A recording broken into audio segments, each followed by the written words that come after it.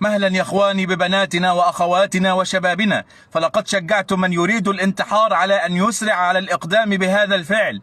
لا شك ان المنتحر قبل ان يقوم بهذا العمل مر بضغوط نفسية صعبة وبضغوط اجتماعية شديدة، مر باهمال، بوحدة، بكسر خاطر، بهموم، باحزان.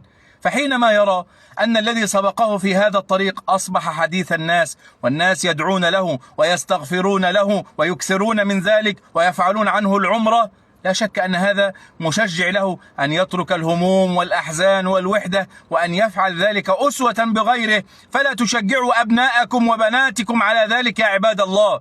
النبي صلى الله عليه وسلم لما أتي برجل قتل نفسه لم يصلي عليه صلى الله عليه وسلم، والصحابة صلوا عليه.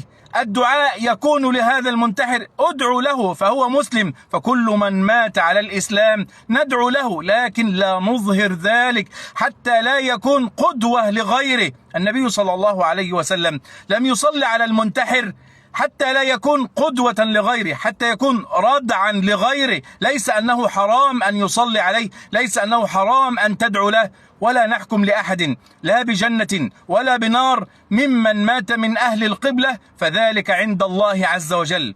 ومما يحزن القلب أن ينشر الناس صور هذه الفتاة بشعرها وبجسدها إلى غير ذلك، وهذا لا شك أنه يحزنها. الآن لو نطقت لقالت لكم لا تنشروا صوري، لا تنشروا لي فيديوهات، لا تنشروا هذا حتى لا يكون قدوة للناس، حتى لا ينظر الناس إليه فيكون في ميزان سيئاتي. فاتقوا الله في هذه الفتاة، فاتقوا الله في بناتنا، في شبابنا، فلا تجعلوا التبرج والسفور وهذه الأمور قدوة وأسوة لشبابنا.